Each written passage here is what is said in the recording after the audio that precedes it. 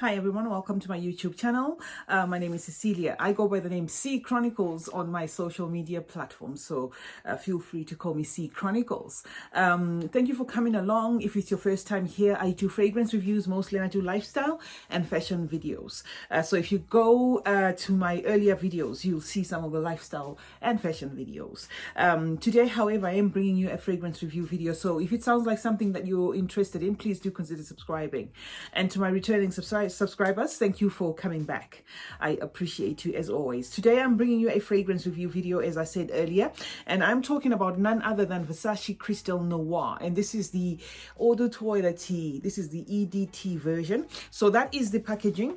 I've had this fragrance for a while now, but I hadn't done a review of it, and I intend bringing the Versace's as a group, as a series. So I thought, okay, let me do an extensive review of this before I give you all the Versace's in one video. So yeah, we are talking about Versace Crystal Noir, and this is the Eau de Toilette version. It's a 20.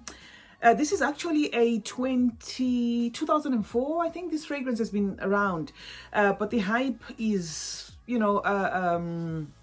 is back. Or if I'm correct, I am actually surprised that this has been there for so long, and I just for some reason didn't notice this fragrance. So yeah, we have this beautiful crystal, massive crystal top, which is synonymous of the Versace perfumes, and that is the fragrance. Of course, I am not going to spray it on myself. I'm going to spray it on a piece of paper because I'm already wearing my fragrance of the day. So let's spritz it on a piece of paper, and then I'll tell you more about this this fragrance. So this is Versace Crystal Noir.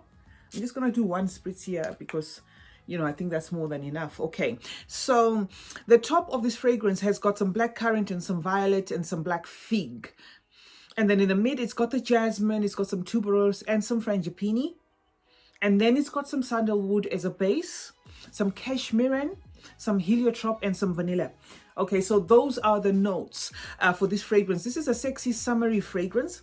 It's a bit spicy because of the black currant mixed with a creamy frangipani. Yeah, so it is a sexy summer scent, right? It's quite tropical as well. And then the woods, it's got some woods in here, and the woods kind of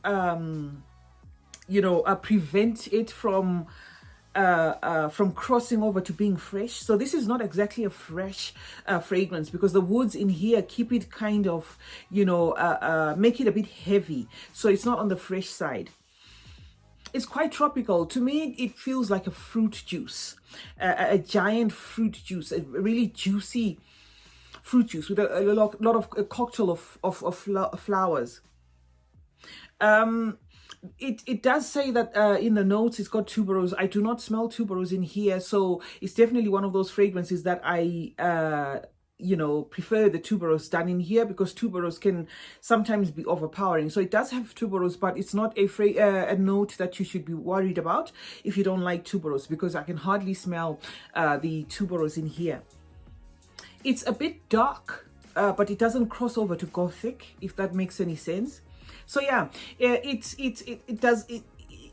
dark, but I wouldn't exactly place it as a night fragrance. This you can get away wearing it in the daytime. And then the fig in here gives it somewhat of a coconut vibe. I remember when I did my minis video, I did say I smell coconut in here. Coconut in the Eau de Toilette is not listed as a note. So I guess it's the fig that is, the fig combined with the woods kind of give it like a coconut feel, because some of the fig fragrances can come out a bit coconutty. So no, this one does not have coconut.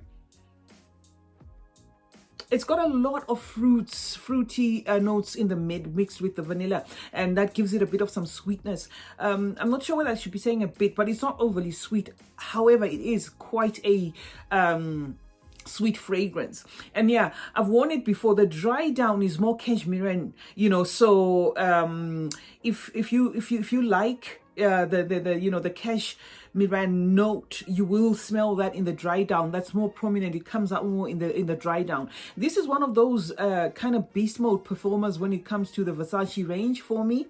It's an EDT, but it performs more like an EDP. So a little goes a long way. It also is a fragrance that can border on cloying if you overspray it. This a little, to me, literally, goes a long way, especially on a hot day. There are 5 spritzes or so are more than enough on a hot day, for this kind of fragrance. And it's not one of those generic ones. I know some might think it's generic, but I don't quite get the genericness in this. I actually get a unique fragrance, which is quite pleasant. It's playful. It's also a bit innocent but complex at the same time. It's just one of those fragrances that are just it just draws you in. It is beautiful.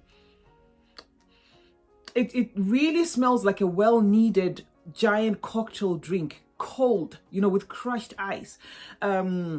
Even like a slushy, but a tropical one, a drink that you would need when you're really, really thirsty. But somehow, the smell of it would be such that the drink doesn't quench you, if at all that makes sense. Like you get a giant cocktail drink, but you enjoying the coolness of the drink because it's cold, but it doesn't have a quenching effect because it's somewhat a bit sweet, Yeah, it's thick and sweety and sticky. I guess that's why, as a cocktail drink, the feel of the cocktail drink is a drink that will not necessarily quench you because it is thick, because it is sweet. So this is not like a refreshing kind of drink, like how you would feel after drinking, say, a very cold lemonade. I don't get the vibe from here. It's not that sort of drink. It's a tropical drink that is quite sweet, slightly sweet and healthy and thick at the same time, and filling, something along them lines. So yeah, that is Versace Crystal Noir Eau de Toilette. That's what I had for you today, guys. It's a beautiful fragrance overall. I know, and what I did with this one is I bought a tester first. So when it arrived, I knew what I was expecting and I knew I was going to enjoy it. It might not be everybody's cup of tea, but I find it quite unique. I find it as a fragrance that I would have expected from a house like Versace. And yeah, I guess if you are a male and you're wondering if you could wear this does lean sweet and feminine, but I guess, yeah, well, if you like the tropical kind of fragrances, you might appreciate this. This, again, age-wise, it's not a fragrance that I can cap as a mature or a youthful fragrance. It's just an overall, fragrance that covers like a wide umbrella. It is an enjoyable fragrance, which I can see, even a youthful person loving this to somebody elderly, but they've got to be that person with a, like a funky, playful mind, like a youthful mind, because it is quite a playful but complex fragrance at the same time. So yeah, that's what I had for you today, guys. Versace Crystal Noir. I hope you enjoyed watching an EDT, I must say, because there is an EDP version, which I haven't gotten my hands on, but I will not go for the bigger one on that, because I've heard a lot about, the EDP and this not being of the same family, and a lot of slagging off of the EDP. So I'll stick to my EDT for now, but if I get my hands on the EDP, I will come to you with a review and I'll tell you what I think. So yeah, let's meet in the comment section and you let me know, do you like any of the Versace fragrances? Are they your cup of tea? Do you own any? Have you come across any one who owned one and had a sniff of it, or maybe had a taster of it? Let me know in the comment section.